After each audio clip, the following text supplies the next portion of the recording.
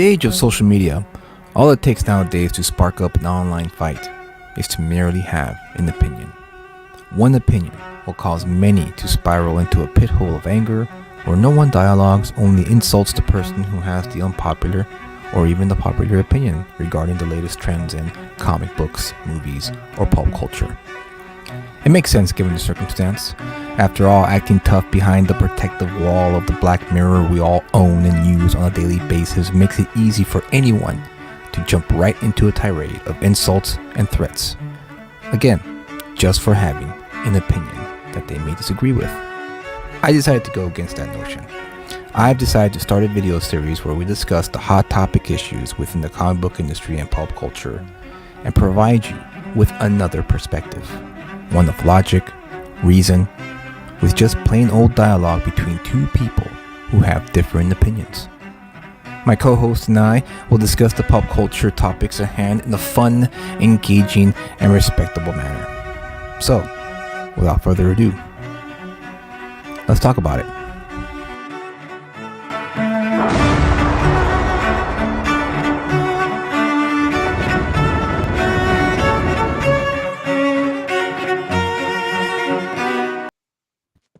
It was an ordinary night during an ordinary jog when Matt Guerra stepped into his destiny.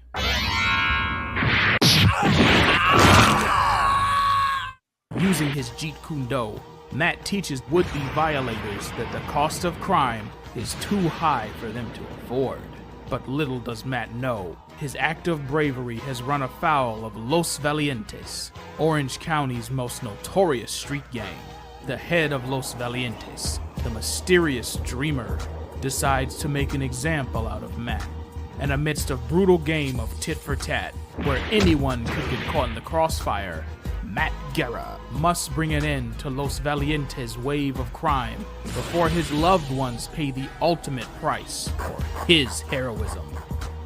Matt Guerra is the Ghetto Dragon.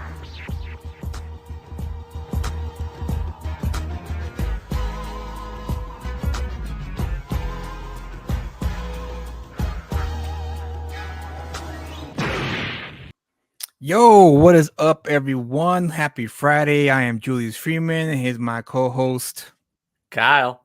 I hope everyone out there has had a good week. It has been a very busy week for me, and I'm sure a very busy week for a lot of people out there. The Twitterverse, or the X-verse, I should call it now, has been fucking on fire still. It's still burning. A bunch of civil war has erupted, but whatever. We're not here to talk about that. We're here to talk about Wizard Magazine. We're here to talk about comic books. We're here to talk about movies. We're here to have a grand old time. Oh, yeah. But before we do that, Kyle, how was your week? Oh, it was good. Went out to my local comic book shop, picked up the newest issues. I got Avengers Twilight. All the covers are going to be of Alex Ross, of course, because I have to get Alex Ross stuff. Nice. I picked up Cobra Commander. Oh, nice. Have you read them yet or no? Or I have not read these yet. These are going to be in my to read for file. I'm still behind. Hey, welcome to comic book reading, Kyle. Yeah. Everyone has a stack of books that they have not read yet, and I'm pretty sure people out there who read comics know what I'm talking about when I say there's a stack of to read, a to read stack, I guess. Right. I'm at least diligent enough to get through the new books. It's getting through the old books that I lacking on, I say the least. Right. And then I got the newest Justice League versus Godzilla Kong. Nice. And then I got the newest Miracle Man. So you picked it up. I did pick it up. So I'm going to start buying them. I've been reading the original run by Alan Moore. Yeah. Although I only have the Marvel versions, so he's only credited as original creator or writer. I know. Isn't that funny, dude? Yeah, I know. This is weird. But one of the books that I was supposed to get was the newest GI Joe book, and I've been reading those, and it's been really good. But my local comic book shop shorted their selection of books for that issue. No way. Um, so that was kind of interesting when I asked the guy that works there, and he's all like, "Yeah, the manager does all the ordering, and even though we're the ones that actually are in the shop seeing what actually sells, he does all the ordering."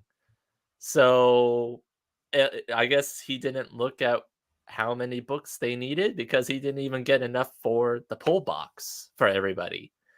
And there's another regular that goes to that shop that I see all the time there, and he said that he's been getting shorted like a lot of books recently. Damn. So Damn. it's That's not a good interesting. sign. Like, has that ever happened to you? Like, did you? Well, first off, did you ever have a pull box? And then Oh yeah, was it? years and years ago, But man. was it Years. ever shorted? No, no, I was never shorted. The comic shop I used to have my pull box in were very thorough with the books that I wanted, and they always made sure that I got my books in my pull box. But I never had an issue.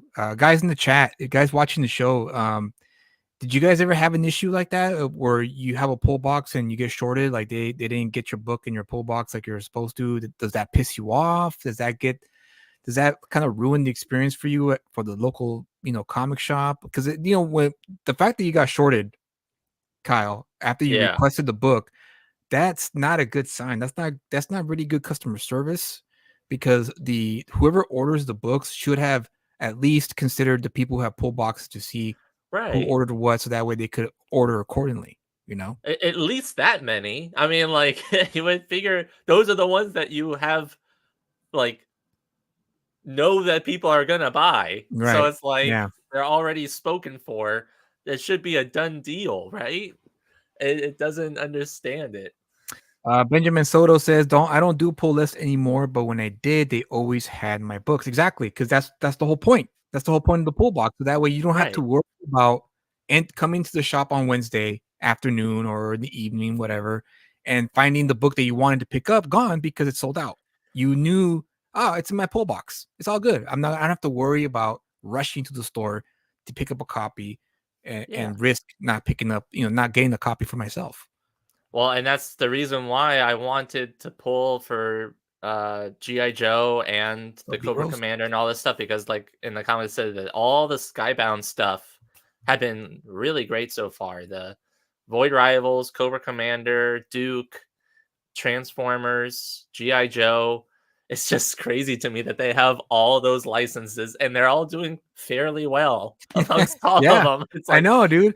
That and it's funny that's the how most like surprising. it That's the most surprising part too for me is that the fact that they're under ordering the GI Joe Transformer stuff. It's like, dude, this is I think they picked up on Transformers. They've been usually okay. pretty good at keeping Okay. Transformers now, but Okay. Well, at they least they're weren't at pivoting. the At least they're beginning, pivoting.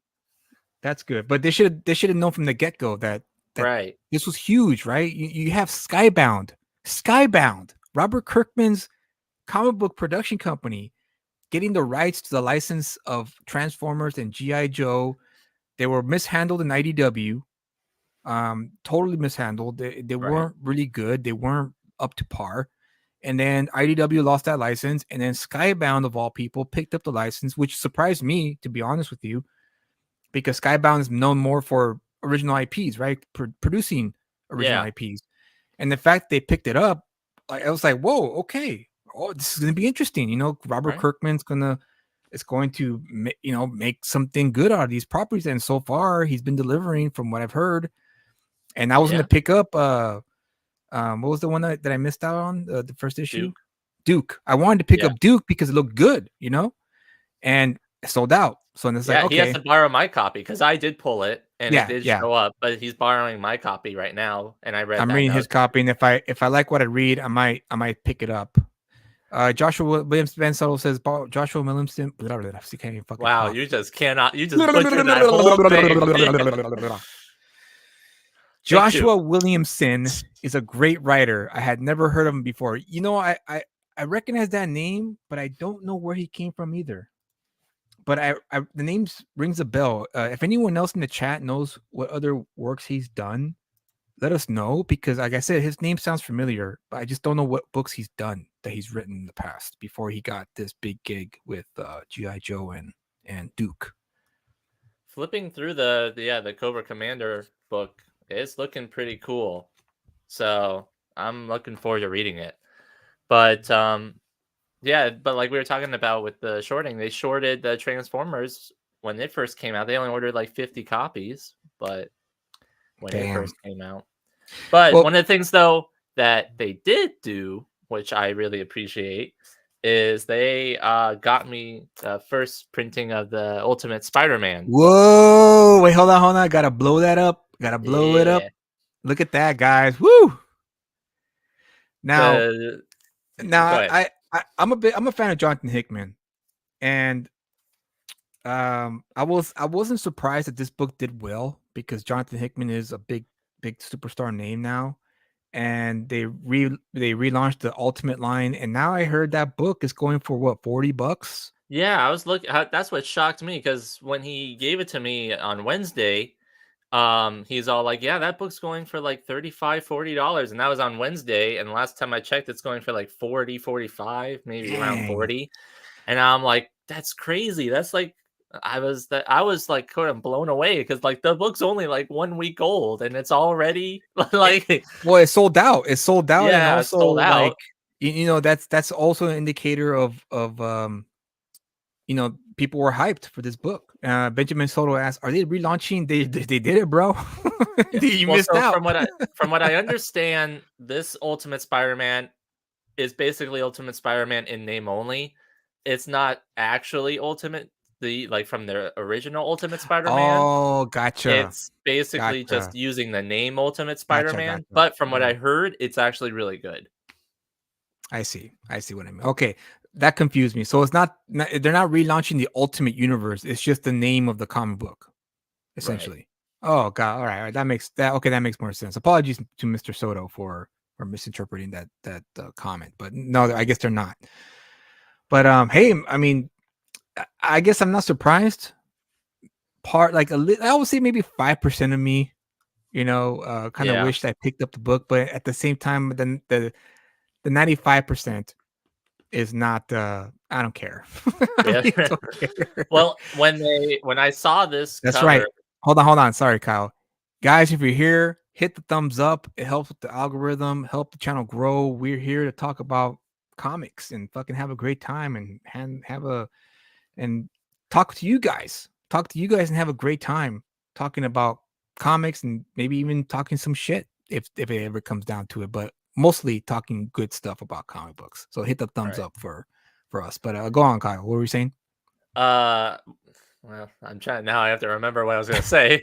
Sorry, my bad. um But I was gonna say that it's shocking to me because I was gonna ask you, has that ever happened before when you were collecting comics where when you bought a book and then you go and later on see that it was like you could like just like a week or two later that it rose that much in value? Yeah, there are a lot of books Yeah. were like that actually. Back when I was collecting, like Ultimate Ultimate Spider-Man #1, written by Brian Michael Bendis and Mark Bagley, was huge when that came out. It like, man, I remember it sold thousands of copies, and it was sold out. You couldn't find them anywhere. And yeah, within the span of a few weeks, it went up to 50, $60 if you wanted to get that first print. Hmm. And back then Yeah, this there wasn't many second, third prints. It was very scarce when it did do that. But yeah, the Ultimate Marvel line was that. Every new book that came out sold out. The number one sold out like crazy, and they shot up in price hmm. after a week or two because of being sold out. You couldn't find them anywhere, and then people were reselling them at 20 to $30, and not only that, people were buying them for 20 to $30 Yeah, I know because. those were the sold listings for that book But that see, I was you have seeing. to also remember, although the collector's market was big then, for the most part, I think people paid that price to read the books because you wanted to find, the stories were so fire back then. You had Right. it was must read comics back in those days. You had to pick up the book because you wanted to know what the story was going to be about, because you were curious to know what that certain writer was going to do. Brian Michael Bendis for the case of Ultimate Spider-Man, Mark Millar for the case of Ultimate X-Men, and down the line the Ultimates, and which I've been reading, by the way, and that's also been great. the Ultimates, the Ultimates, yeah, yeah. Not many people liked it, but no, I shouldn't say that. A little bit of people didn't like it, but everyone fucking loved it, and it was pretty much the template for the MCU. I know, that's what's shocking. After after watching all the movies and everything like that, and now getting the comics, reading those, like, at least the first few issues of it, I'm like, wow, this is like really inspired by, like, all the movies are really inspired by this. Right. You know? And that's not yeah. So there not only the Ultimate line, but also other books too. Like there are other books that did rise, maybe not as high and as quick as Ultimate Spider-Man, but for instance, Action Comics 775, the What's So Funny About Truth, Justice, the American Way. That book shot up a few weeks after it was released because word of mouth, right? People, it was an issue that was kind of like, the run of the mill. Oh, another issue of Action Comics, Superman. but what happened was the readers read the story and were so blown away by it that word of mouth, right? Oh, you must read this book. So when Wizard Magazine, for instance, back in those days, they would they hyped it, they hyped it up. People went to the shops and snatched them up from the back bins and bought them. And then eventually, as you wanted to find them, you had to cough up $15-$20 for that issue, for that one issue, because of how much demand there was, and it was sold out everywhere too. So you couldn't find that book, and and it wasn't, like I said, it was a run of the mill book. It wasn't like a big event book. It was just one of those, another issue of Action Comics. But yeah, I think what trips me up, and what you were talking about though, is that nowadays they like start printing second and third printings before even the first printing is out. Now you mentioned that, like, back then they didn't really do that often. Yeah, they did the second and third printings, but it was usually later down the line. So that's what kind of gets me as to why it's been shot up so much, at least because you'll know that the second and third printing is just going to be right around the corner. So why would it, shoot up in price so much? That's what sort of doesn't click with me. Well, it's the first print run. That's what it is. But that once the second print hits, that number is going to go down. Yeah. It ain't going to be worth 40 once the second print hits the comic stands, the comic wall. I should say the new wall. It's going to go down to 25 or so. And of course, if you get it signed by the writer or the artist, of course, it'll go up. And of course, you get a CGC that's graded. A given. Yeah, but it ain't going to be $40 for the first issue once the second printing is out. So do you think a lot of that pricing is just due to like speculation and people wanting to just get it to go and turn it back out? Speculation and demand. Yeah. People, it was in a lot of ways a surprise hit for Marvel. I don't think Marvel even knew it was going to be such a big hit, but I wasn't, like I said, I wasn't surprised. It was Jonathan Hickman. And the second thing was, it finally did something that a lot of Spider fans wanted for the longest time, and that is having Peter Parker be together with Mary Jane Watson and have a family.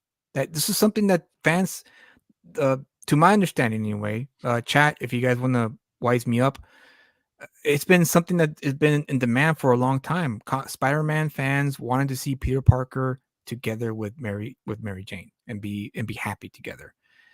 And it's just one of those things that it just makes sense. Of course, why? It's like Lois Lane and Clark Kent or Superman. Yeah. They're together. We want to see them together. Yeah. So you would hope so, at least. Yeah.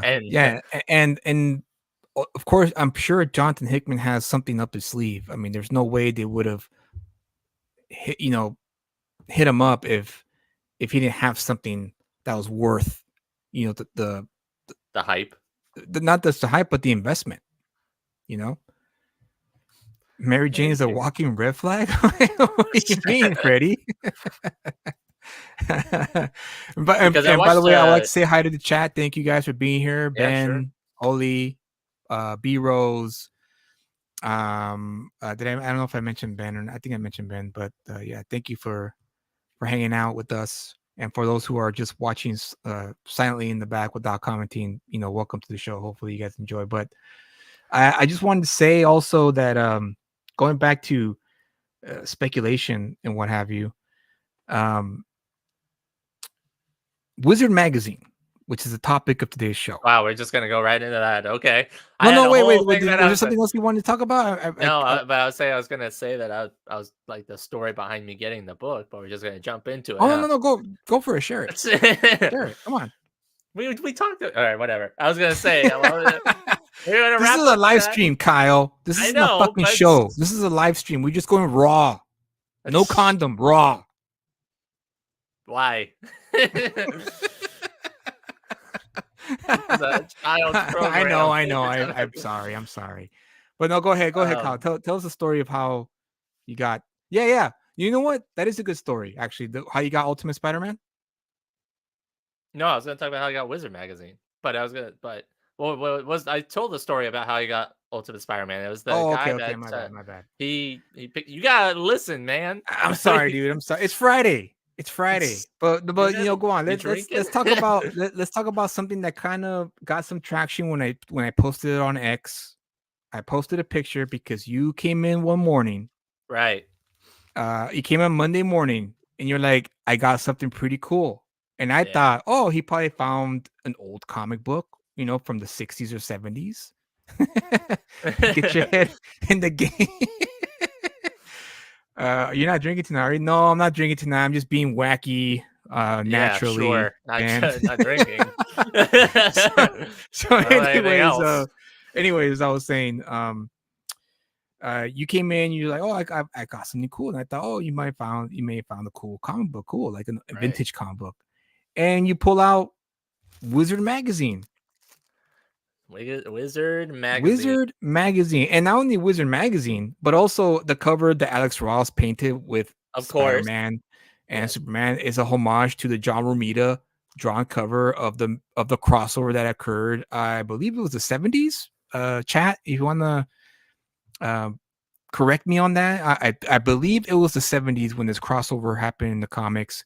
It was an oversized comic book published by, I'm assuming both Marvel and DC. They both had their names on the covers. And he had it in that wrap. Yeah, still sealed from from wherever it was mailed to a subscriptor. Yeah, a subscriber. Subscriptor. Yes, those subscriptors, man. And Kyle wanted me to open it. He's like, open it. Let's take a look at it. And I was like, I don't think you should open this. I was kind of a little defeated when he said that. Yeah, that's the one with the Garib Sheamus nude pullout. What? Really? Oh, all right. Well, subscriptor coming this fall on NBC. Subscriptor.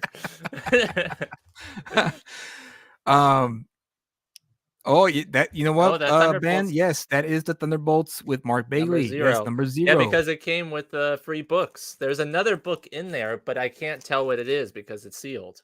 It's in between that and the main book.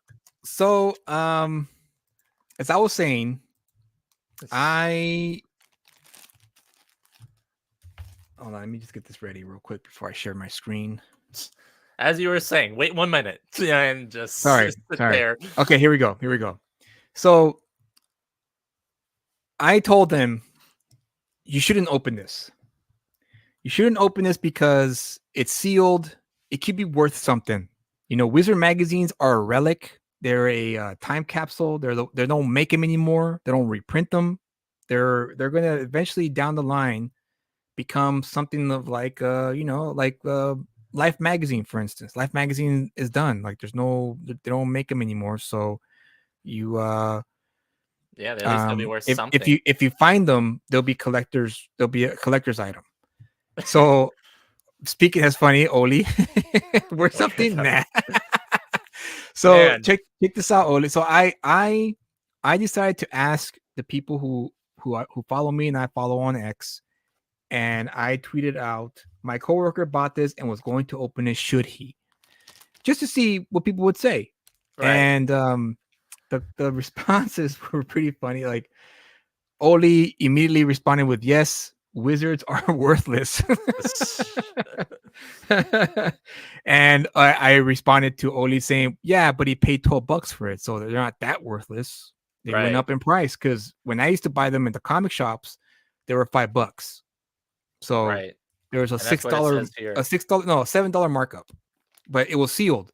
I'm sure if they weren't sealed, then yeah. Are you laughing at Kyle, Oli? Are you laughing at Kyle for buying the Wizard magazine for $12 at a of all places, an antique shop? That's where Right. he It was an bought the Wizard antique magazine shop. at. An antique shop. Can you believe that? So it is antique to an extent. It is antique to an extent. Tome of Reckoning said he responded with, "I still wish I had mine."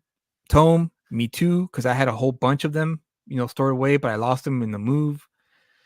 Um, and then Tech Paradox responded with, "Is there anything actually in the poly bag to make it worth maintaining integrity? If not, that thing would probably only have sealed value to a collector looking to fill a gap in their run," which is also pretty true. True. You Yeah. know, somebody who may be collecting Wizard magazines for the sake of collecting them may just pay a good amount of money just to have it. An antique shop, that's right, Oli, an antique shop. And I mentioned the Thunderbolts comic and the real Sean Crummell. Apologies if I mispronounced that last name.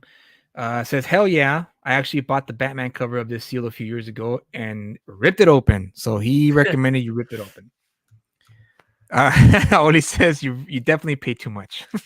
Okay. In my defense, it was the first Wizard magazine that I have ever seen, like in person. Granted, I never really been looking for them, but second, it's of the Alex Ross cover, That's which right, Alex obviously I'm a Ross. huge fan of. Thirdly, it's the Superman versus Spider-Man, which I also do collect all of the X-Men versus, or not X-Men, DC versus Marvel, like all the the Right, amalgams that's and the right. verses and everything like that. So and it's just cool. So I don't care about what the price was, Oli. Dionysia says, "I mean, who still has theirs? So scarcity, regardless of quality, can make it worth something." That's true. Scarcity Right? always makes something go up in value. That's just the nature of the game. Like if they were so common, I would be seeing them in the dollar bins everywhere. But I That's don't. true. I don't see them. Very So it's true. not so and when I asked my comic book shop, the one that has all the old comics that I go to all the time, he says he only has like 10 to 20 of them and that's it. He's only kidding, Kyle. Yeah, We you love you, say Kyle. that. We You love you say because that, you're but you're you're fresh, you're new. You got yes. eyes open and you have that childlike innocence of like, "Oh, I just want to check everything out. This is great. This is fun." Yeah. And us old timers are like, I mean, you're You stupid. They don't know cranky anything. old timers can't Yeah. have anything for fun anymore. Everything's just gotta be, oh, this and that, and it's never good anymore. Freddie says, "Went in for crystal glasses, came out with a comic book." Did you go to the antique shop for crystal? I'm just No, curious. we were just going. Like, are you talking about me or Yeah, yeah. or Why him? did you go to an antique shop to begin with? Just to see what they had. We were just gonna we were just down in like an old country type town and walking around and there was an antique shop, so we knew that it's like a pretty big one where it is. Right. And so we were just walking around and we went through it and they had comic books there. Most of them were really old, like not really old, but like really beat up and not really I worth see. anything because I've seen them before. But this one was one of the ones that I saw that was pretty cool. So I got that. And then I got a couple other like posters and stuff like that. Benjamin Soto says, "I just found it on eBay for $3.99. Open it." Just Sealed? Or to was add it that, how about this? How about you buy that copy on eBay, Kyle, for $3.99 and keep the one you have sealed? okay? That could be something. That could be. That could be I think true. it'd be a Yeah. fair trade off there. Tom says, "Bro, who's the old guys? I don't even go antiquing, and I am old." Hey, okay, but hey, that's the new thing that kids do now is go thrifting and antiquing and stuff though, because like my nephew who's 18, that's the only thing that he can ever talk about whenever I talk to him is going to like all the thrifting shops and all the antiquing shops and stuff to try to get clothes and junk and stuff like that. Let me go on with this list. So, Caballero Rojo says, "Open. Got to see who the mort of the month is and see the art tutorials."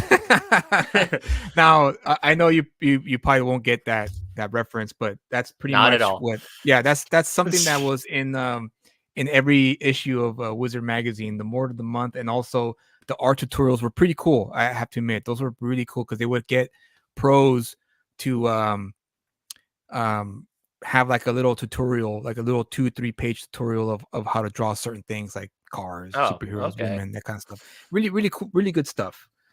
Matt Moylan says, probably just to experience the nostalgia. Wizard existed only in better comic book times than today. Amen to that. Kaiju Brown says, see if you can get it signed by Alex Ross. If not, go nuts. Would I just have him sign the cut, like the plastic cover? I'm assuming. Flare Tree says no because you can buy one that's open. There you go. That eBay for $3.99. And the Onomatopoeia shared a GIF of Luke Skywalker going no. And then Ralph Lowry says no. Lucky Tub 75. None of this stuff matters. Don't buy to invest. It's a dying market. Tear it open and enjoy. Otherwise, waste of money. Wow. So it's sort of like, I don't know, 50-50 you would say, or like I would say 40? I would think so. 50-50. Yeah. Maybe a little bit. Benjamin Solo says, he tells Oli. He's there talking about the book. Yeah, they're just talking about themselves. I mean, I we're live. Chat. What do you think? Should he open it or should he keep it sealed? Because Kyle, I think part of Kyle wants to open it because he wants to experience the whole thing of Wizard magazine. Because I'm sure you guys know, like myself, I loved Wizard magazine because of the, I guess you could say, ready for this? Ready? O-P-E. We already know your stance. I mean, well, look at this. There's a sealed one that with an Alex Ross signature graded at 9.4, worth $300. Well, Damn. see, there you go. But now, granted, I'd probably, if I was gonna get something signed by Alex Ross, I'd get, Kingdom but then again, Ben also says this one's not signed. Open it. Wow, a whole bunch of. Well, I mean, look. To give you a Kyle, a little historical lesson of Wizard magazine. Wizard magazine was a great place for new readers. Like you, for instance, like for you today, to kind of get into a little bit more insights of what the industry was like. Not a complete picture of it, but glimpses of it. Interviews with creators. That's where you got a chance to read, what writers and artists were talking about their future works and what they were planning on doing for their writing careers in the comics. News, about who got signed with who's working on what project, first look exclusives, and then also a bunch of whole fun little tidbits of stuff, like top 10 best fight scenes in comic book history, or top 10 villains, top 10 villains of all time, or villains of the 80s, or famous issues. That's how I learned about Miracle Man, was because of Wizard magazine. Magazine had I think it was like the top 10 most heartbreaking moments in comics, and number one was Miracle Man. Number one was, I don't want to tell you what it is because you're reading it and I don't want to spoil it for you, but it was like, well, I was like, what's Miracle Man? I never heard of that book before. And then that's when I started like looking into what Miracle Man was, and I started seeing that they were worth like $30, $40 to get the issues. And I was like, what the hell is this Miracle Man book? And then down the line, they wrote, deep, in-depth stories about, like, for instance, Miracle Man, and how the fight between Tom McFarlane and Neil Gaiman occurred when they were fighting over the IP rights. Hmm. Just great stuff all around, man. Like, I miss YouTube, Wizard Magazine. I really do. I miss Wizard Magazine YouTube. was a great place for comic book readers, new ones especially, to kind of catch up on, like, the history of the industry. Yeah. Not only that, but also educate you and wise you up to the lore of the characters that were established by DC and Marvel Comics. And on top of that, put a spotlight on up and coming, writers and artists that you could look out for. And then at the end of every magazine, they had a I forgot the name of it. Help me out here, chat. Where they would tell you the value of the books. It was like it was dedicated. Yeah. Last 10 pages were dedicated just strictly for Amazing Spider-Man number 34 is worth this much. Amazing Spider-Man number 35 is worth this much, and so on and so forth. Are those ones that would be like out semi recently, or are they just like I of think all they went time? back a certain amount of time, but Price list? see, Price Oli guide? says, watch cartoons, kayfabe, Kyle. They go over all the wizards. Pretty entertaining. There Okay. is an account on X that I do follow, and they do a podcast about Wizard Magazine, and they recently had the CEO, the publisher and CEO of Wizard Magazine on their show recently to Really? talk about it. I think it's called the Wizard. I forget what I'll look for them right now, but yeah, they have a podcast out, so they always talk about a certain amount of issues, and they talk about what was inside the magazine. Benjamin Soto says, to appreciate it, you have to read it. It was a fun magazine. It was like the comics version of MTV at the time. True that, Ben. True that. It Yeah, was see, that really was a little bit fun. before my time, though. I never really Yeah. grew up with MTV. Wizard is basically a YouTube channel for the yeah, dude, right there. Hit it right there. See, I think that's the thing that kind of appeals to me now, though, is Thank because you. yes, Price guide. I do watch all the YouTube channels, and that's sort of like how I discussed like how I got into comics because I was watching YouTube channels about like, the history of this character and this, and who would be who. So basically, Right. YouTube would be like what I was doing for Wizard. But I think I would appreciate Wizard Magazine at least purely from the fact of like new comic book readers wanting to get into comic books, but not like knowing everything about comics. At least it's like a short little thing that can tell you what's going on in comics at that moment, Yes. and Yes. It's no get you different caught than up a a little. a trade magazine, like Vanity, not Vanity Fair, Variety. Variety is an industry magazine where people who work in the Hollywood industry read it to find out what's going on the inside, essentially. And that's how kind of what Wizard Magazine was like. There was one issue that I really enjoyed. It was a guy touring the DC Comics offices, Oh, that's and cool. yeah, that was really cool. But the way he wrote it, the way that they wrote the article was kind of like all the DC staff disrespected him and treated him like a child. So it was written in a very satirical way in a lot of of sorts, and it was very entertaining. So it wasn't entirely dry. It didn't take itself too seriously. They were having fun. Wait, They a were having comic fun book talking that about it. doesn't take itself so seriously? Imagine Well, that. I mean, because there was other periodicals like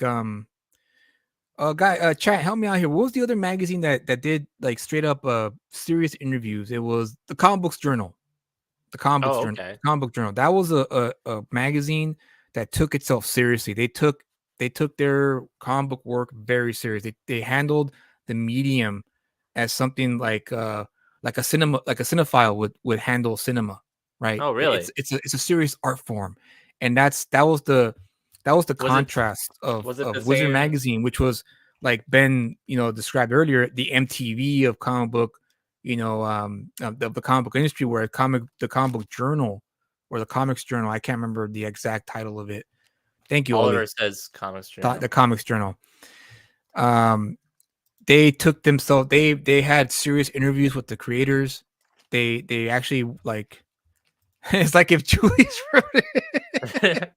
Absolutely. You know what? As much as I loved Wizard Magazine, you know what, Oli, that's true. I would actually, the Comics Journal would be more of my jam because I do take This the seems comic like book my jam. medium, you know, it's very serious. But I still can't have fun, fool. Like, come on, man. Nah, you're the grumpy old guy, man. Benjamin Soto says Overstreet magazine was the boring version. It was just black and white, informational like a phone book. Wizards Oh, made it fun with interviews, jokes, and tutorials. it wasn't. Absolutely, dude. Absolutely. And that's pretty much what it was. Where'd you go, Kyle? What the hell? He made me think of something. I do have one of these. Whoop, there goes my mic. What book is I that? have one of the Overstreet guides that I got Oh, okay. from. Well, I This mean, was that's more of a from. price guide, isn't it? This was the price guide that I got, but he mentioned Overstreet thing. So, I mean, it has all of like the. This is from what 2019 to 2020. Oh, okay. The reason why I got this was because the Sketch magazine. I never heard of Sketch comic book magazine. shop that I went to suggested I get it just so that I could find all the different series that I wanted. Like when I was looking up all like the runs and seeing which books in that Oh, run that I right. needed, just using it for that aspect versus just actually using it as a price guide, which it did I help a see. lot because I could find the runs and the books that I needed to complete stuff. Cool.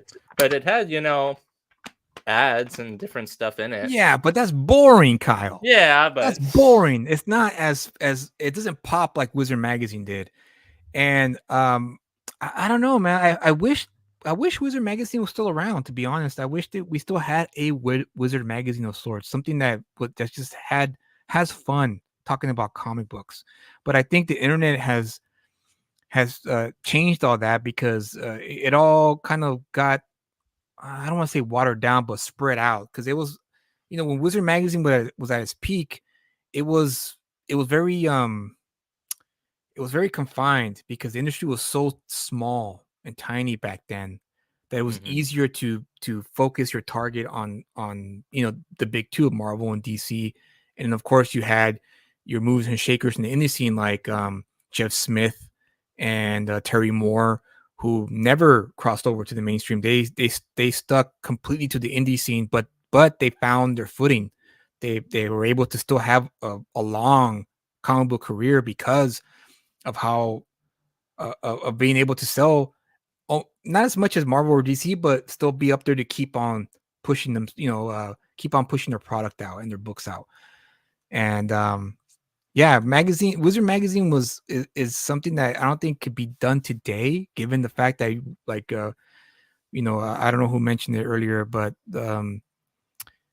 Freddie mentioning about how YouTube channels now are pretty much like the modern day Wizard Magazine. People have top 10, things of whatever that they could But make a video about. but the thing is, you kind of have to kind of like either hope the YouTube algorithm suggests those to you, or you kind of like go on like a rabbit hole type thing of looking at all these videos versus something Right. that you can just Right. pick up and then it will It's go all there, through. right? It's all right there. So Mhm. that's why I think this would be good. And you mentioned all these other things about like the Comics Journal, and they're mentioning Sketch in there. I didn't realize that there was other comic book like type magazines that Oh were yeah, around man, a that lot. time. Like, there's a purist, right? There's purists who love the medium. I'm not a purist, because for me it's all good, right? Whatever genre you want to do, go for it. You want to do superhero genre, go for it. If you want to do drama and crime, go for it. As long as you utilize the tools and the platform of the medium to the fullest extent, I'm all for it. So, The thing I yeah. also think threw me was that I thought that they were going to be actual magazine-sized magazines Oh, since I it's see. a Like oversized, magazine. right? Yeah, so I didn't think that when I saw this Wizard magazine, I thought that the first thing that I saw when I saw it was just that the Alex Ross Superman and Spider-Man. I'm like, "Oh, that's cool." And then I actually read it. And I'm like, "Oh, Wizard. That's what a Wizard magazine looks like." Nice. I was expecting it to be like a magazine Right, magazine. right. And once again, I'm happy that you found one, and I'm happy that I got to at least educate you on what Wizard Magazine was. Because I'm pretty sure if you saw that, you would have been like, "What is this? Right. I What wouldn't is this have thing?" known. Like, I but would the fact that you completely would already have knew about just it, you picked it up because not only did you pick it up because of Alex Ross, but you also were curious to know what what is it? What's inside? I want to know what it looks like inside. I know, but it's sealed. Well, I mean, yeah, it's steel, but like Benjamin said earlier, you could find it on eBay and Right. maybe pay $4 for it. I know And that's what I'm probably gonna do. I'm just probably deciding on listening to everybody is I'm gonna keep this one sealed and I'm gonna go and find other versions of it and or at least another one of this one, and then I want to pick up some of the we were looking at it the other day, all the different ones that came out, and there was some that I do want to get that seemed pretty fun. cool. Tomo Reckoning Dionysia says, Kyle, there's a French comic magazine called We Magazine. Oh, Google it later. ooh, man, you're just that's It's just got these tongue twisters fucking going crazy apparently. tonight. Is Jeez. it all in French though? I only took 2 years of remedial French in high school, so Oh, I don't don't know if Google it I'm. on screen. Oh, is it NSFW Oh, Dionysius? Because I don't think Mr. Kyle here. I'm not like 18 years old. He I'm says for not sure. that young. So okay, so it's an NSFW I don't know. I just magazine. think But that's but again, Europeans they take their comic books very seriously, more serious than the Americans. But I'm happy that you found one, dude, because like I said, Wizard Magazine was a lot of fun back in the day. I mean, it was something that I look forward to on top of my monthly pickups that I would go when I go to the shop, you know. Kyle's a kid. Don't Google it. In a lot of ways, you are a kid, Kyle. You Thanks. It's young my kid. What boyish behind the charm. ears.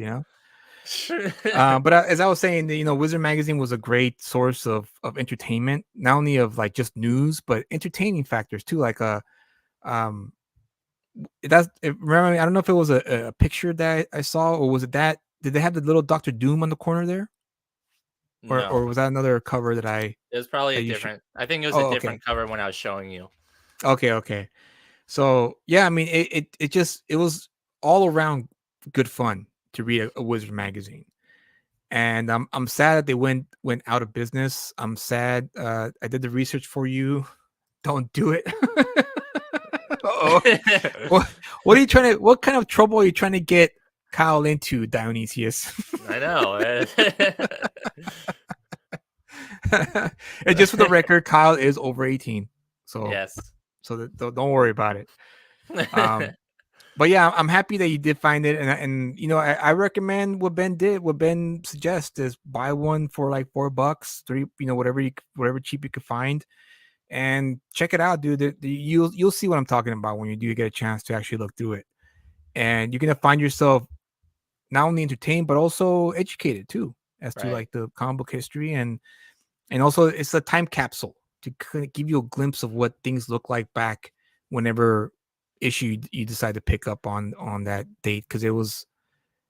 This Remind me, one was guys, was nice. it monthly? Did Wizard Magazine come out monthly, or did it come out every other month? Remind me again, because I don't This remember is exactly, to be honest. January 1999. So if it's by I don't know if it. I assume it'd probably be monthly, right? Like it would be It with was any monthly. other Okay, comic. so Dionysius says it was monthly, so it was monthly then. Hmm.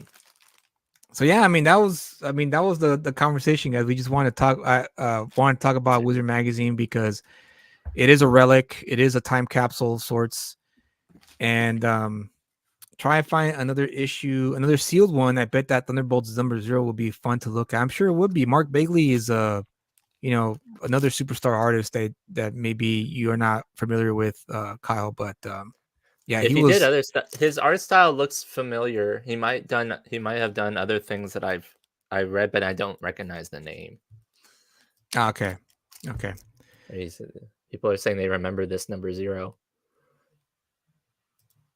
This podcast makes me want to look at my comic book boxes. Too bad they're upstairs.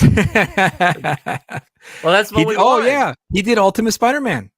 Oh, really? Yeah, with Brian Oh. Michael Bendis. Hey, so Yeah, that's pretty on topic then. We didn't yeah. even plan that. I mean, dude, talk about synchronicity there. I Holy know. mackerel! But yeah, Mark Bagley, he was the artist for Ultimate Spider-Man with the run of Brian Michael Bendis. Now, a funny, not a funny, but a nice little tidbit of information here. The reason why Mark Bagley was tapped to draw Ultimate Spider-Man was because he was fast. He was able to keep up the schedule and Mm, and remain consistent monthly. This guy was a freaking machine, man. Like he was probably the only artist at that time who remained consistent on drawing Ultimate Spider-Man. He never missed a month. well, So that's you have that whole long 20 plus issue run of Ultimate Spider-Man with him and Brian Michael Bendis and Mark Bagley. It draws all of them. So that's wow. like, a testament to his high It's level of it's always outputting, work. it's always interesting, when you hear about stories like that where, you know, you have somebody that like is so good at what they're doing, like in different professions and stuff like that, where Yeah. they're able to just like they're just like sort of like naturally gifted to that sort of thing. So when you hear stuff like that, it's like, man, that's crazy that they're able to just like churn out stuff like that. Dude, he'd be he'd be the heavyweight champion of crowdfunding and fulfilling books. Oli, if I'm sure he's up there in age now, so I don't think he's able to put out the books that he did when he was at his peak. But yeah, if Mark Bagley at his peak were crowdfunding and fulfilling books, dude, he definitely would be the heavyweight champion of all that, because unbelievable that he was able to pull that off. And his style was not to everyone's liking, but I, that doesn't matter to me. That was more impressive that he was able to do that, and with good I mean, quality too. Yeah. based off of this, it looks good to me. I mean, it looks very dynamic. Faces are, pretty Yeah, good. no, and don't get me wrong, the Ultimate Spider-Man artwork, the interior artwork was superb, absolutely superb. So, yeah, man, try to find another one. Try to find I another one. know. I'm Hopefully, it's gonna try to sealed. And if you find. do find another sealed, then you can open that one up and check it out. And hopefully, down the line, God willing, you meet Alex Ross and he signs that cover for you, and it's gonna shoot up with the CGC. But probably I'd probably get something like, well, I have one of the Marvels signed by him, but I'd probably get Kingdom Come first. Kingdom Come. But yeah, but you have to also remember that Spider-Man Superman crossover was only for Wizard Magazine. That's true. It wasn't for Marvel or DC, because it was a homage cover. So Right. that cover was only printed and published by Wizard Magazine. So yeah, that's the So, only place you're ever going to see it at. okay, well, then I guess that's settled. I'll keep it sealed.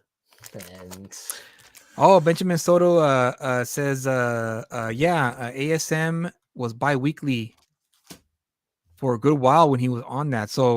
wow. So he was churning out that Amazing Spider-Man book bi-weekly, so you couldn't imagine. Very rare talent at that time. Not many artists can do what Mark Bailey was able to do when he was at his peak. So Was I'm it glad that always this show kind of became a love fest for Mark Bailey, because I don't think he gets enough credit that a lot of the other big time superstar artists get today, like the McFarlanes or the Liefelds, or um, well, you know what I mean. I'm sure you could name them a whole bunch, but yeah, Mark Bailey was amazing for sure. uh, Freddie says he opens it in front of Alex Ross and the single tear runs down his face. So, is there anything else you want to add, Kyle, of your Wizard Magazine experience? Well, your non-experience, considering the fact that not you even can't open it, you don't want to open it anymore. well, but hey, it's gonna be great when I do get other No, ones. Miss Holy. It's He's all right. Come on. You do a bi-weekly book. Well, I was going to ask about that. When did that become sort of the norm that there was a monthly book? Like, was it ever at a time bi-weekly books, or was it always pretty much always the standard being monthly? No, the standard was monthly. Yeah. Yeah, I think maybe D- they did it bi-weekly because he probably stepped up to the plate. They probably asked him, and he was like, "Yeah, I could do it," Wow. and he was able to do it. But again, it's people always think that, oh, monthly books or bi-weekly, that means they're drawing the latest issue, but in reality, they're already a few issues ahead. Mm, If that makes sense, there are a few right. issues ahead, so they can stay ahead of the scheduling and printing schedule. So The bi-weekly thing was just probably like, hey, I could draw 7 pages a week. And they probably did, they estimated the time when, oh wow, okay, well then we could pull out the books and bi-weekly and then it'll be okay. You won't fall behind. And that's probably what happened. Is But yeah, there like monthly was typical. was there? It's I still mean, typical. besides it being in people's hands sooner, was there any like necessarily more benefit for it being bi-weekly versus a monthly? Yeah, you got a new book every 2 Yeah, weeks. but like it's not like they had like a discount or something like that because it was that you got it sooner or I something don't like think that. so. No, I don't think so. I think the fans just liked it because they didn't have to wait a month for the next issue. They just had to wait 2 weeks. Hey, Jolly Green, what's up, man? Hey, Welcome. Welcome to the show. Hopefully you catch the replay or you've been watching. We were yeah, talking about Wizard Magazine Wizard and magazine. the impact it had in the comic book industry. And yeah, Kyle, we're debating whether or not Kyle should open the seal The and check out the sealed Wizard Magazine. Wizard magazine. Thank you, sir. Thank you. Appreciate it. Um. So yeah, I mean is that it? You got anything more to say or? That's all that I have to say, or at least that I was going to talk about. Is there anything else that you wanted to mention? Anything on the Twitterverse or any new news that has come up? No, not really. I mean, you still have your typical fights, what I call schoolyard fights on online.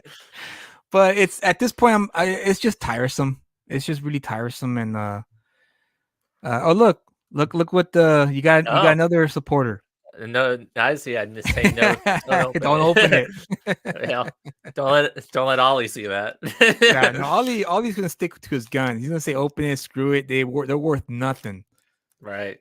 Well, okay. Let me ask you, Ollie. Do you have any wizards that you still have? Oh, good question. Good question. Do you, Ollie?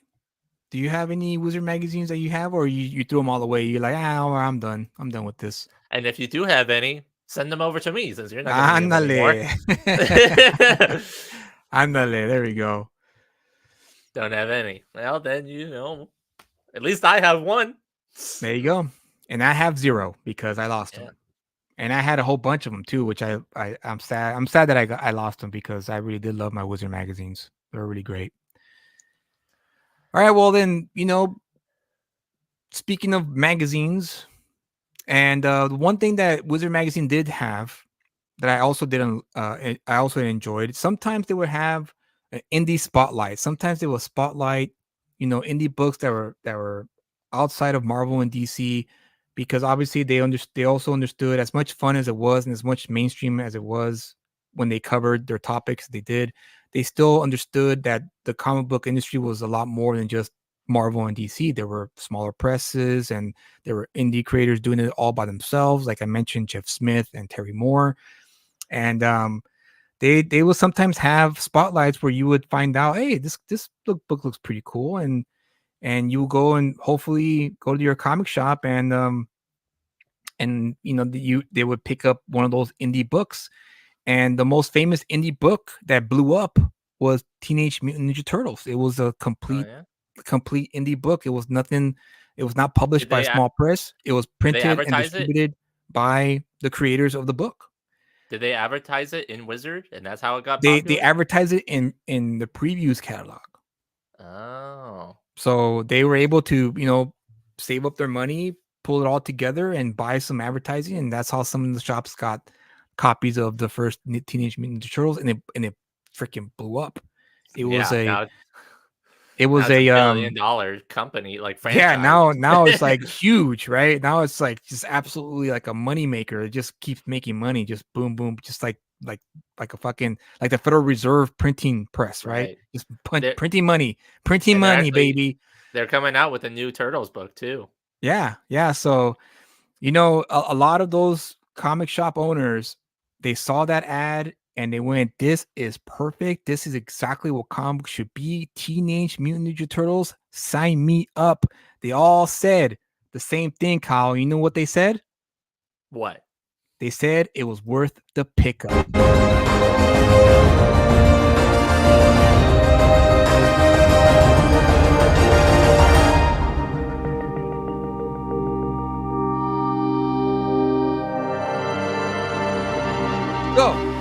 like that segment? You like that segue? That was pretty good, actually. I wish you told me that beforehand, and I would come up with a better answer. But that was good. No.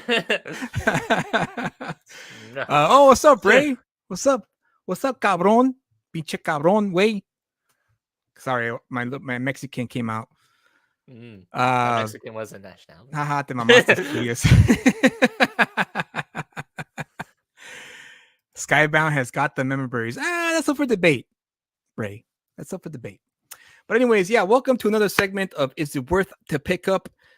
This is the segment where we talk about indie books, strictly indie books. And so if you have an indie book yourself, or if you know of people who are producing their indie books or have their indie books out and about, send them our way. We'll buy their book, we'll read it, and we'll give our review here live.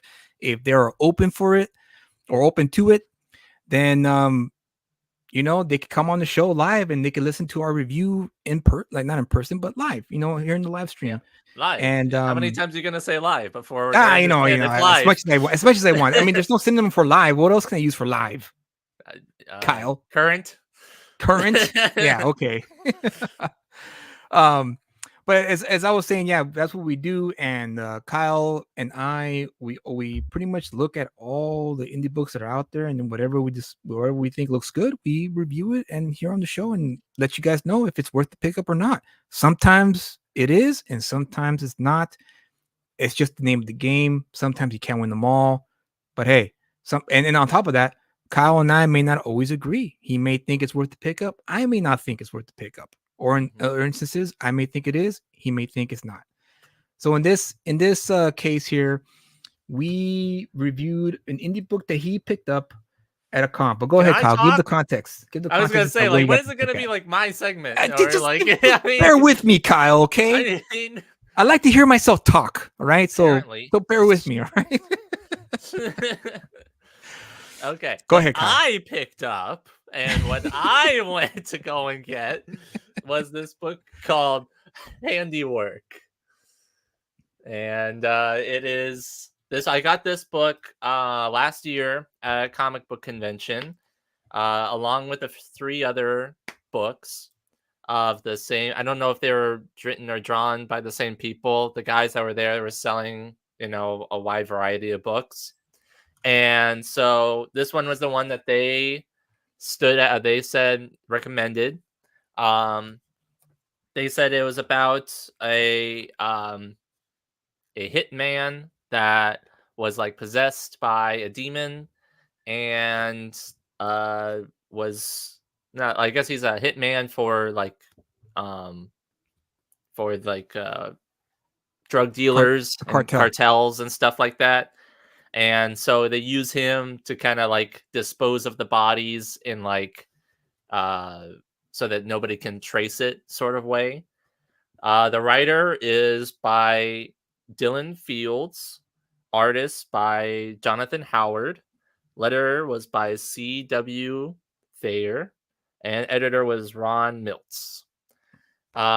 So I read this book, and as I say for every single, new or indie book that we say, I have to give, at least respect to the creators, because it's not easy making a comic book, and it takes a lot of work and dedication. So tremendous respect to every comic creator out there. This book, when I read it, I understood the plot to an extent. However, there were a few problems that I had with the book. First off, the beginning section was a lot of exposition that wasn't very engaging. A lot of stuff where they were just like telling me what was happening and why we were caring. Another thing too is that because this has a very Spanish Mexican theme, they were using a lot of terminology that I didn't necessarily understand too much. I don't know, Julio or Julius, did you understand it? Of course I understood. I'm Latino. Well, I mean, yes, but did it register better for you? Yeah, it did, but in a different way. What what didn't work for me was it sounded like it was someone who used Google Translate to write the slang. Mm, It didn't come off as genuine. It came off almost like cartoonish, almost like stereotypical. Um, yeah, I feel like maybe the writer should have just stuck with what he was more comfortable with in terms of the way these characters were talking, and then perhaps try it out down the line. But yeah, it didn't hit for me when they were doing it. It took me out of it, to be honest. yeah, so I mean, as I mentioned, the plot basically is he gets hired by the cartels to take out somebody that that was running drugs, I Fuck guess, you, but Ray. wasn't paying up. So he was like getting a shakedown. He goes through, and there's like a lot, like I said, a lot of exposition. We try to understand who this guy is. We learn about his past, about his like father. But the thing is, though, like you could tell that the father was supposed to have an accent. Um, Japan. what? No, it's a the reference is part of the online playground fight that I that I Oh, okay. mentioned earlier. But go on, finish your thought. Anyway, I was gonna say that the dialogue and the accents associated with the father, so keep scrolling down. We never see his face, so I don't know necessarily what the accent's supposed to be. You I know, at see. least like with other characters in other books, they try to, at least make them a little bit more not stereotypical, but at least exaggerated features, so that way you can understand how they look and you kind of imagine how they are. And this panel right here, I did not understand if this was a flashback. I assume it was a flashback, but it was never really overtly mentioned. Um, it was just a lot of sort of little things like that. Another thing that kind of threw me off guard was, and um, Julius noticed this, was that the speech bubbles, some of them didn't have tails. So a Yeah, lot of the times I didn't even know who was talking. I had to just like infer who was talking based on what was happening, but that had me yeah, right here. Here's an sit there example. for a little bit Yeah, to here's an figure example right out here. who was talking. And then this whole section right here where he's just like remembering stuff could have just been completely cut out and would have changed nothing to the story. Like he's getting a vision of like the demons saying that like his that he's cursed or something like that, but we get another scene like that later as well. So this whole section here didn't really need to exist. Oof, this right here is not good. Right. And then there's that. Another thing where I don't know who that is talking about. That's just like in the middle of the art completely. I don't know what's happening. I mean, overall, this panel here is well done. This bird's eye view, but this pretty much covered up most of it. And the key, one of the rules of lettering, comic book lettering, is you want to cover the least amount of art possible. You don't want to cover most of it, and this kind of covers most of it. My editor in chief, Oli, do you agree that this is covering too much of the artwork? We could have broken this up, right? Do you think this could have been broken up and still salvage this whole panel here? I mean, What do you could you at think? Let least me know. move it up to the top, like, Maybe, or yeah, maybe the top for sure. not so that's not so centralized? Can I zoom out a bit? Yeah, let me zoom out. Right there. So he's obviously driving, but we don't know what car he's in. Well, And yeah. Like in terms of that shot, yeah, we don't know what car he's in. We know what car he has. It's there. It's looks like a Mustang or something like that. yeah, and And this insert panel here, it's kind of what's the purpose of this I here? know. okay, he's driving. Like, okay, and what? So it's I guess just because it's the shot of his hand, is Is that that supposed supposed to to be be? the? I think that is supposed to be the radio, but it. There's no indication after this panel. That's why I was kind of Yeah, like, wait, where is this coming from? Well, okay, we get here, we cut here, but or there's if it's nothing gonna be coming a out radio here. station, at least say, up next on channel 6 or something like that, or, breaking news or something like that. Something that gives it Place a the little. burst above the train tracks because they're focusing on the highway. Yeah, there you go. That's a good one.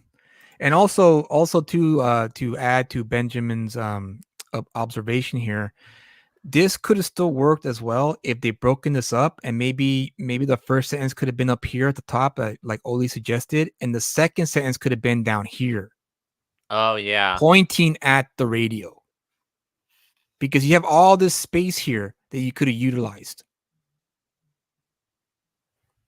That You would have know, made it at least more understandable what's happening. right? This reminds me of a ripoff of a copy of Outcast.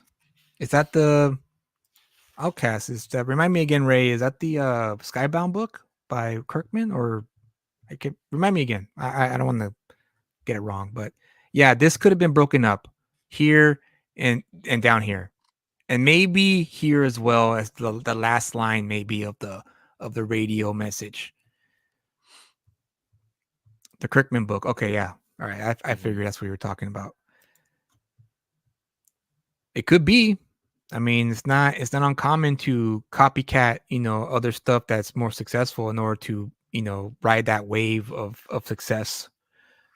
It reminds me of like Walking Dead. After Walking Dead, then you had all these like zombie comic books that came out afterwards because they Well, wanted of to ride course, that wave. everybody wants to jump on the bandwagon and, Exactly, exactly. So that's doing well. yeah. So So let's go on. What else? What so else? all right, so he gets to the guy that he's supposed to shake down, which is the sheriff, and the dialogue between them was just something that I thought could have just been rewritten just rewritten, because when I first read it, at least from this first meeting, I'm getting the tone of like, "Oh, I'm happy," and like, hello, good sir," "Hello, good sir. Sorry about the delay," what can I help you with?" sort of Right. thing. And then like the next panel, it's all like, uh, when he starts saying, "Oh, I'm just here on business," like, "Actually, I don't like you here. Look, get out of here. I don't want to see you again." It's like, like, what happened? Yeah. Because then he slams his fist on the ground and then starts shouting at him. And it's like, well, what happened? You were like the nice sheriff cop guy. And so then anyway, he goes and reaches for a gun. And then this section here was the thing that I got the most confused on, because I had absolutely no idea what was happening. Because I think from what I gathered was that he's like sucking the blood out of him, Ah. and but I can't tell whether that's happening. I don't know what that is. Those like that I have absolutely no idea what that is. Um and then like go back up. Like the square boxes, I don't know who's that is that's talking. I don't know if that's the protagonist or if that's the sheriff. And there's no indication of who that is. I assume it's the sheriff. Yeah, the gun came out of nowhere. There's no indication that he picked up a gun either. No. This insert panel here. It just kinda, like, shows that there was a gun. I mean, I guess you're supposed to infer that right there below the speech bubble, that other hand. Well, yeah, this could have been this. I mean, this maybe could have been a different angle, or at least showcase that he was pulling out a gun, but you don't see that here. And then all of a sudden, you have this shot, and you're like, wait, where did he get the gun from? But that's just a something they could have done in the thumbnail stage. I feel. Right. And so yeah, because I don't understand whether or not it's the sheriff's blood, because he says, "Is that my blood?" But it's over the eyes of the sheriff, but then the next panel is also Oh, square, and it says, right. "I've got to make this quick," which makes you think that that's the protagonist's dialogue. And then you have the next square that says, "Whoa, it's freezing in here." Oh no, that means what? I don't know. I assume then that's the protagonist. I think that's his internal dialogue, but it's not executed well here. Okay. But the fact that it's so laboring to figure out, it speaks volumes that I had to it just wasn't sit here. I had to sit there and like look at that and try to figure out what's going on. And right. then you get Right. the shot of him with the demon, which okay, we kind of got that already. They either cut out the other one or cut out this one. It's basically just telling him, you know, uh, okay, I'm here because you're cursed or something like that. Loco, And cabrón, loco. yeah. And so then yeah, it shows that the guy was like semi fine. And Yeah. then he kind It's of and then this, punches oh man, him. look at this. Look at all these, like look how much space these word balloons take up. It's yeah, the word balloon placement weren't it's not the best here.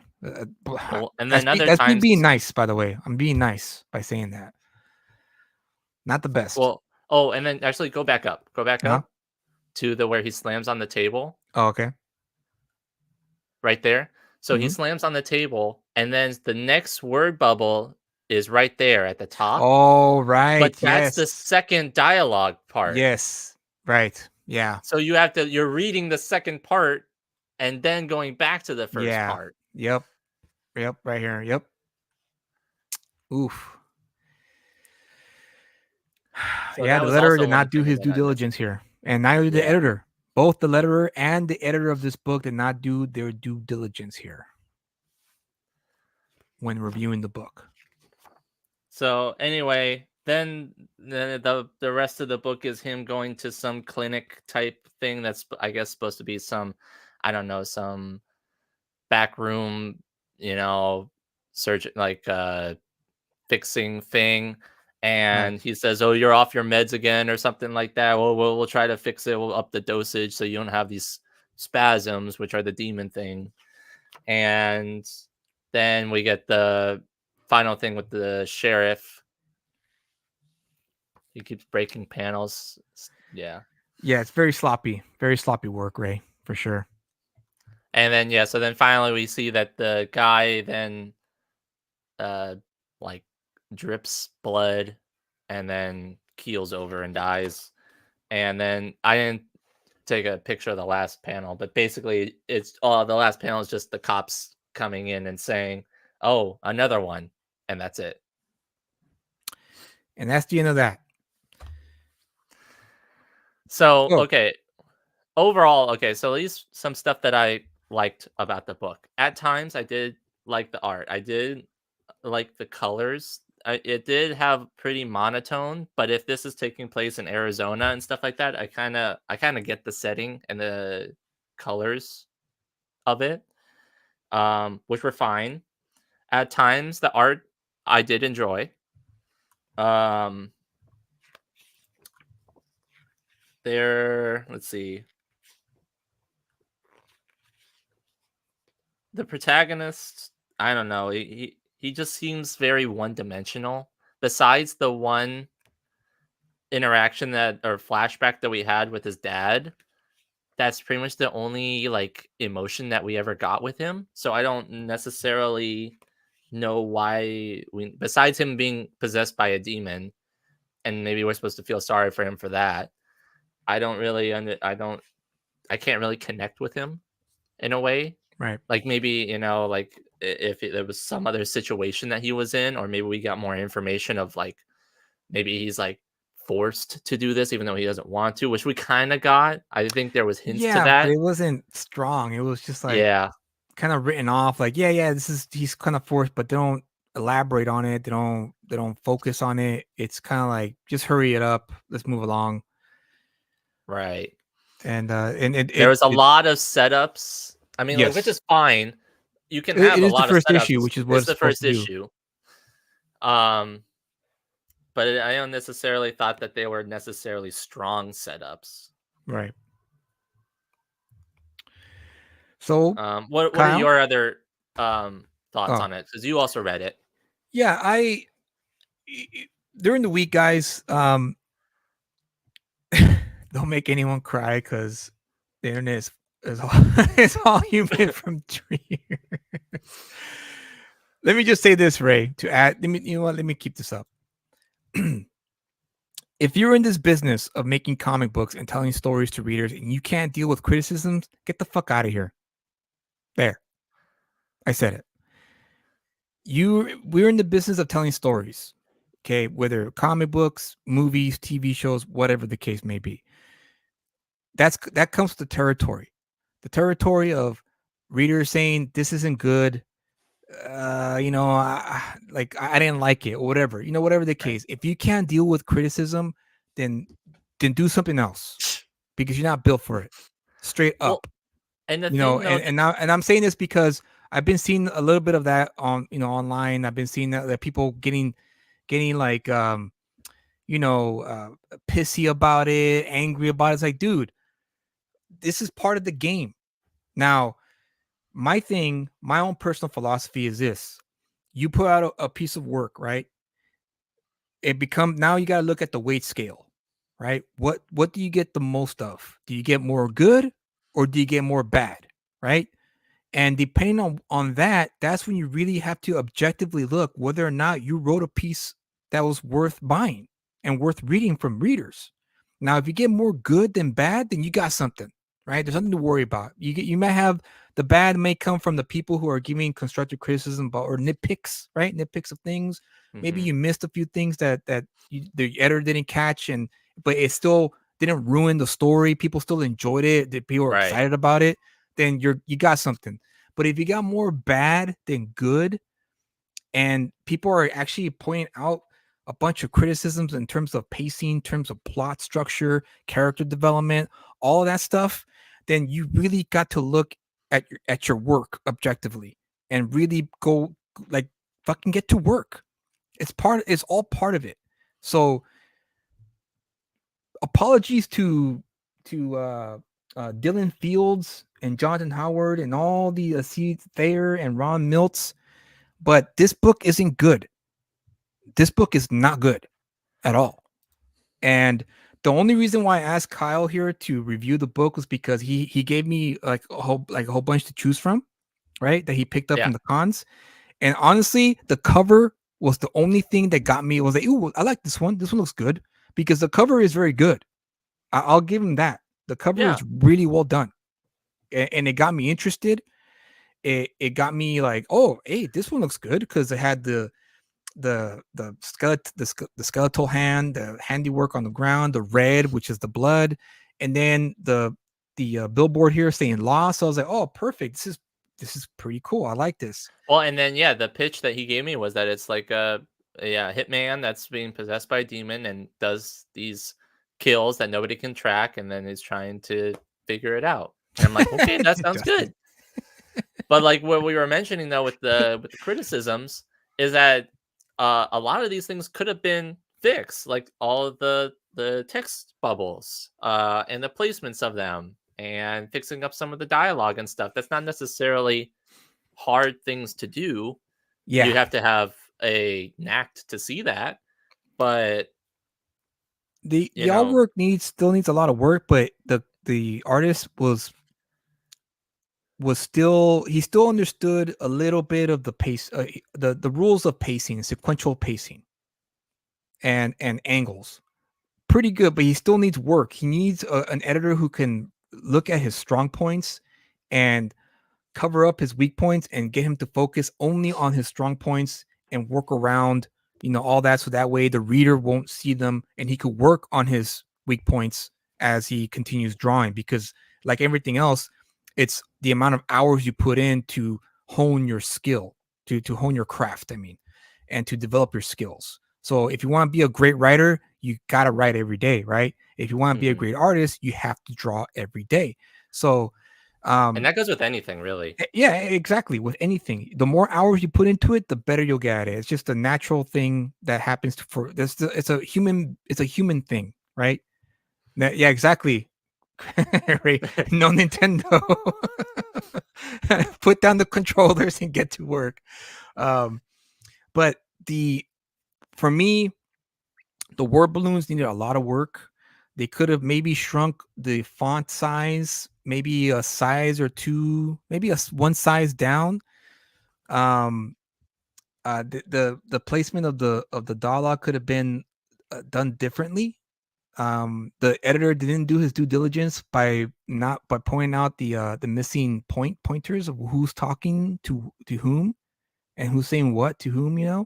Mm-hmm. The story was weak. I found myself not caring because one of the rules I have is when I read any comic book or any book is what is the story, who are the characters, why do I care, right? Right. So I got the story. The story's simple enough. It's about a hitman.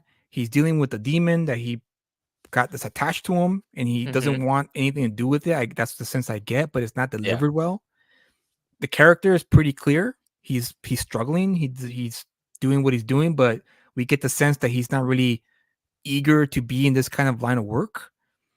Now, Right. caring, I find myself not caring at all about this character, what he's going to go through, nothing. And that is a testament to the writer. The writer didn't do a good enough job to make me care. Now, since Ray and Oli are in the chat, and also Benjamin, but I'm going to use the Cryptonals as an example. I find myself caring for the characters because Ray did a good job of making them identifiable, and I could connect with these characters, even though they're monsters and like freaking cryptids. They were still Ray did a great job humanizing them enough for me to care for these characters, specifically Mandog.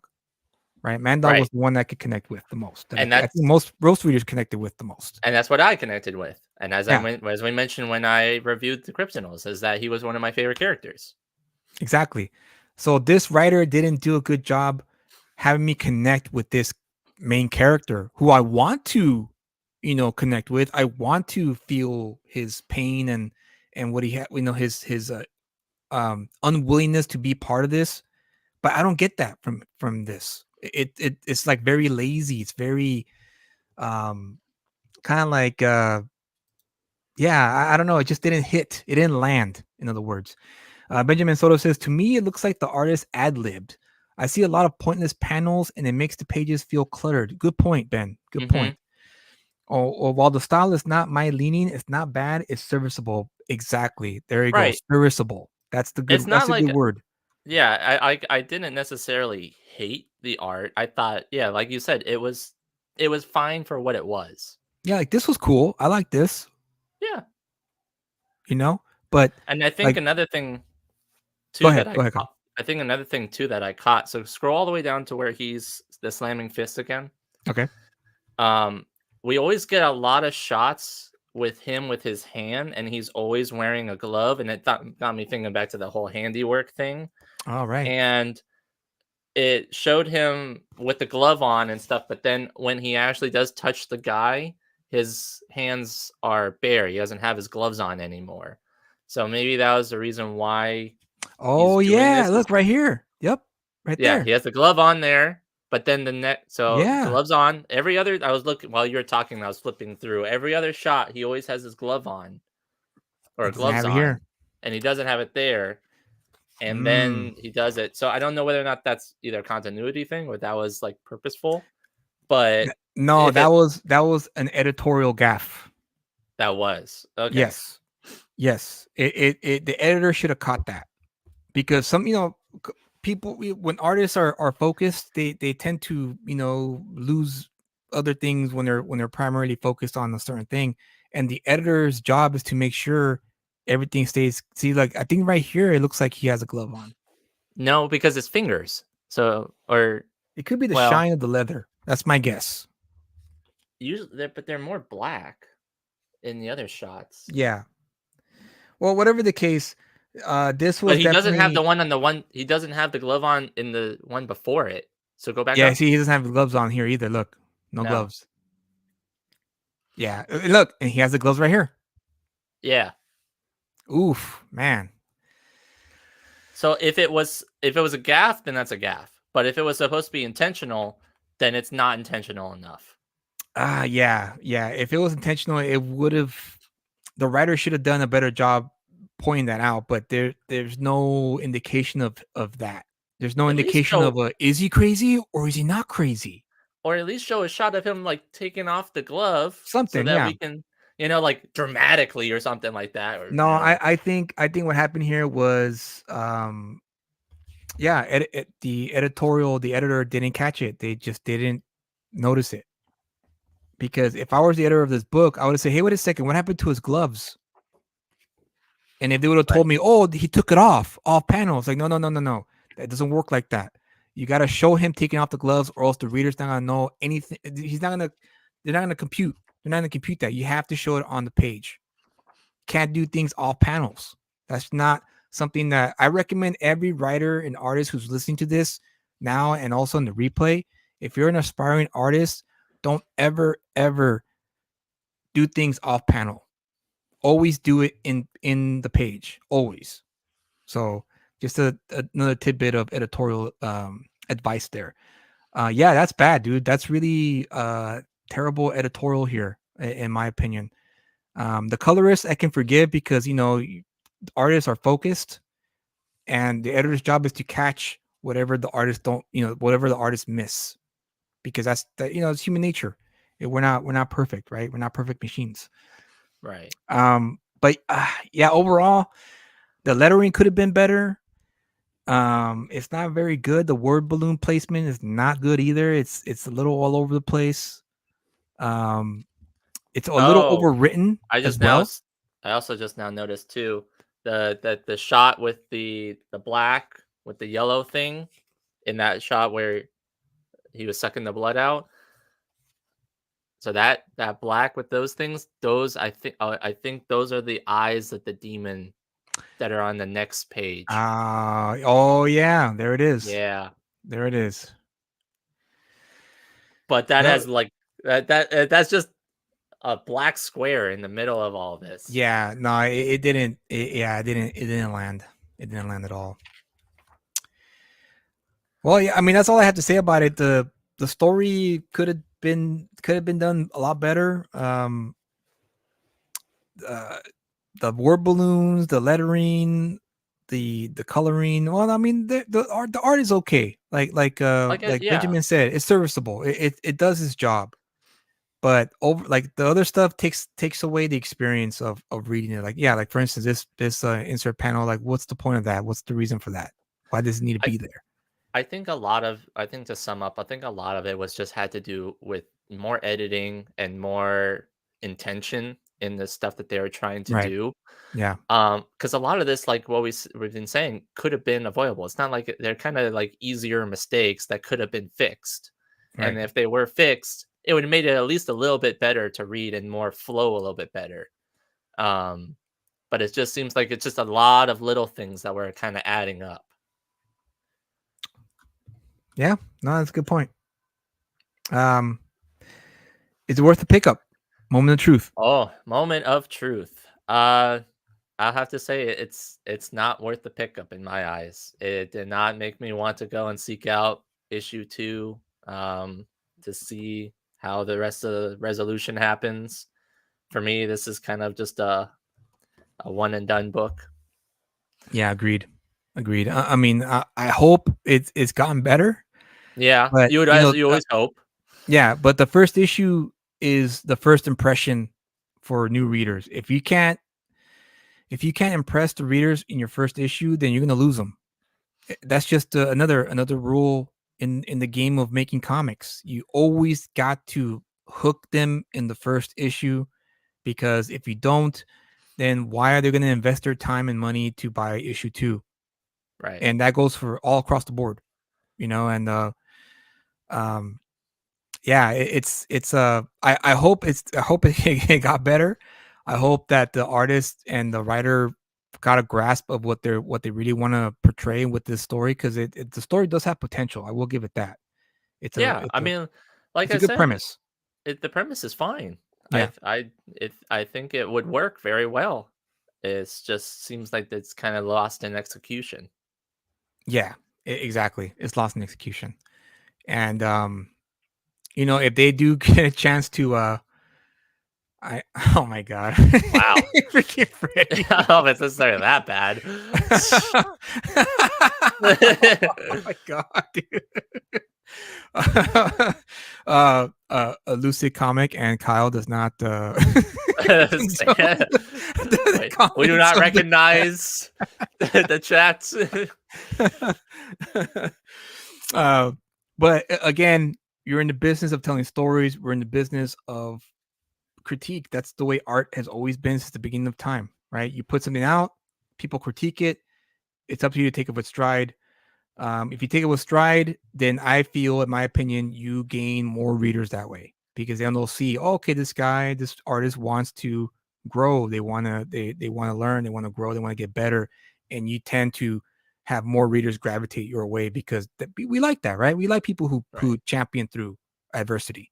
It's a tried and true formula for any kind of story, that involves adversity. And I get it. Sometimes we start out, we don't know what we're all about yet, and we have this cool idea for a story, and we put it out there thinking it's the best. But when it comes to executing the story, Wow.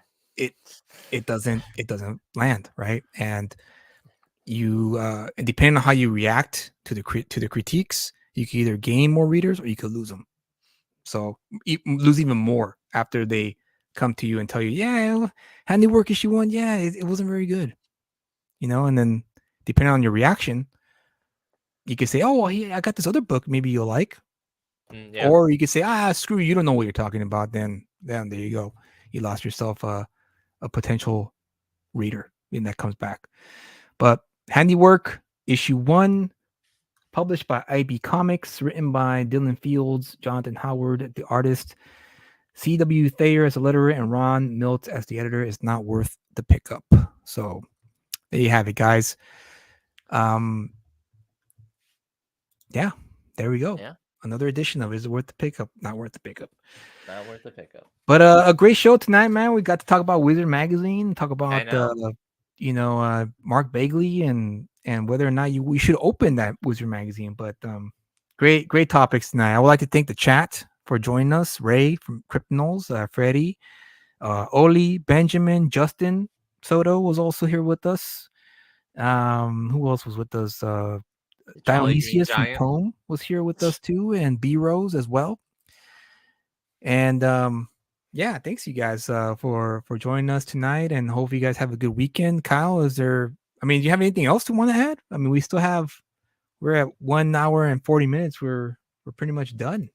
Yeah. I mean, I basically I was just kind of reading over the comments in the chat there, and yeah, Ray, as we talked about before, I read Duke, and I gave it to Julius to read, Yeah, and because I missed out on it. I wanted to pick up that book actually, but then when Kyle went to the shop and I told him, hey, give me a copy of that book, and he texted me, he's like, hey man, they sold out. And I was like, what? It's like, yeah, damn it. All right. and that was fantastic. I did read it, and then also I did get Cobra Commander. I just haven't read it yet, but I flipped through it and it looks pretty good. So I'm looking forward to reading it. Nice. So Anything yeah. you want to add? No, just yeah, have a great weekend. Be the best you can be. Yeah. And I'm looking forward to the Second Chance campaign that 656 Comics are putting out. It's gonna be oh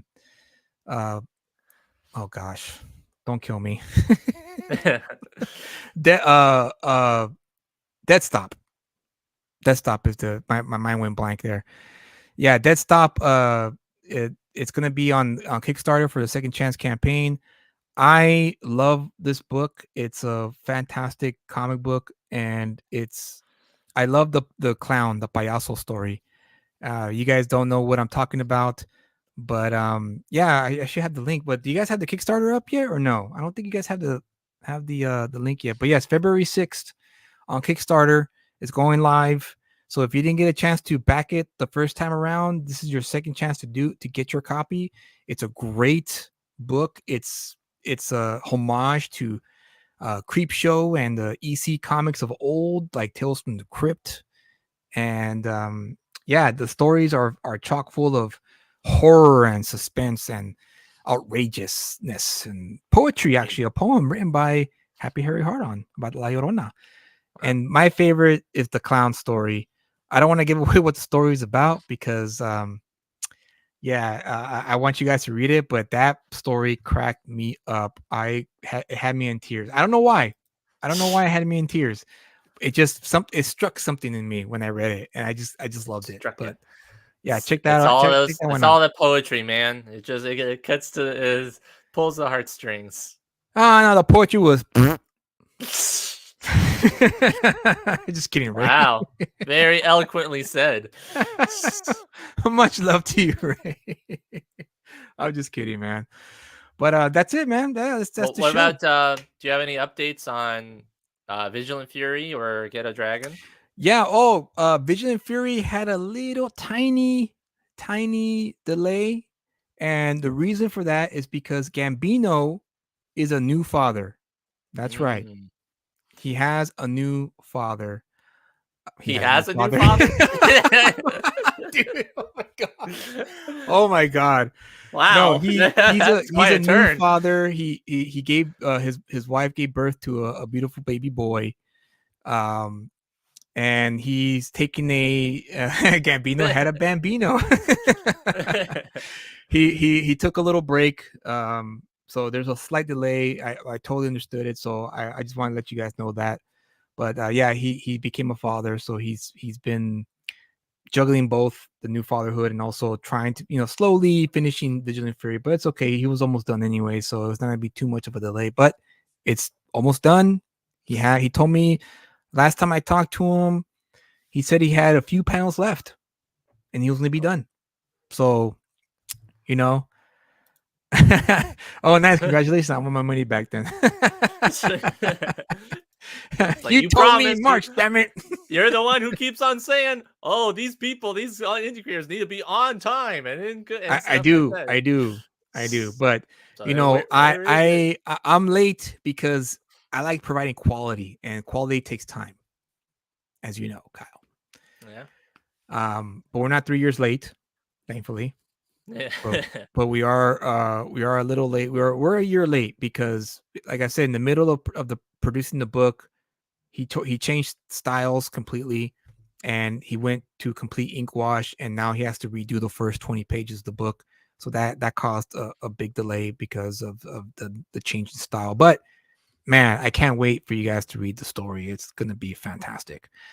The science fiction comic book that I've been working on is gonna go live. I'm hoping I go live this coming Wednesday on Kickstarter. Cool. So I'm still working on a few things here and there. And so I'm hoping by Saturday is by Wednesday it's ready to go and we go live. Because the book already is 98% done. And the reason why I say that is because there's a few pages here and there that I need to rework before I put it out. But it's 98% done, so it's not even gonna take 3 or 4 months to fulfill. I'm hoping I can fulfill within a month or two, depending on if everything works out the way I hope it works out. And then, of course, Ghetto Dragon. Yes, Ghetto Dragon Second Chance will happen this year because last year it was supposed to be last year, but then things started getting, the new artist for the Ghetto Dragon. He went through some stuff and had a delay, and so I kind of panicked a little bit and went, maybe I should hold off until he's ready. And then now we're there. So Second Chance campaign for Ghetto Dragon Book 1, No Good Deed, will come out in both. I want to do both Kickstarter and Indiegogo this time around, and I'm hoping that will funnel to the production of Book 2, which is still in production. And I want to be able to get Book 2 completely done by the time I fulfill both Vigilant Fury and the sci-fi comic book, because Ghetto Dragon is also done, but there's a few things again I have to rework for some of the pages, but we should be good then there. But that's it. That's it from on my end. I'll do more live streams and more shows to update you guys on the works that I'm doing. But that's essentially what's going on at Elusive Comic, trying to expand and get my name out there and actually fulfill on time. And Yeah, you know, imagine that. imagine that. Thank you, Ben. Yes, thank you. It's I'm really excited for this one. But again, I'm like I said, there's a few things I have to work because they didn't really work out overall as time went on, and so I'm taking care of a few things here and there. But yeah, what about you, Kyle? You just gonna keep on buying comics? Keep on buying comics. Yeah, look for more Wizard magazines. Nice. But yeah, that's pretty much it.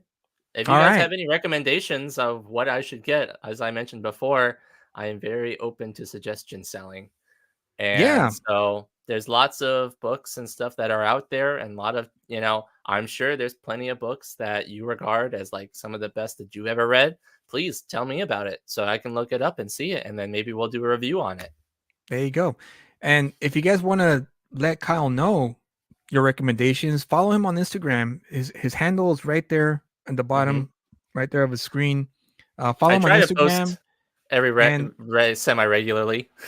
yeah, and then you could DM there. You could DM him there, and you could let him know, hey, check out this book, check out that book, and he'll go looking for it and pick it up. Look at Ray. Ultimate Spider-Man's on my radar. Get ready to cough up $40 for the Yeah, issue, and look for who the has it. first Who printing. has it, Ray? Yeah, my local comic shop got Yeah. it for me. So there you have it. All right, guys, that's it. I know. I was trying to come up with like an ending video or like an ending, something to like a video to play when we go. But When we I leave. was like, yeah, you know what? Maybe I should stick with like finding cool stuff on the internet and saving them and then sharing them with all of you, because if I found it entertaining and exciting, hopefully you guys can find it entertaining and exciting. So I'm gonna leave you Most likely with not. this video. Well, I think you will. I think you're gonna agree. I think you will, and all of you in the chat will agree with me. I'm gonna leave you with the video that I found today that I thought was pretty funny.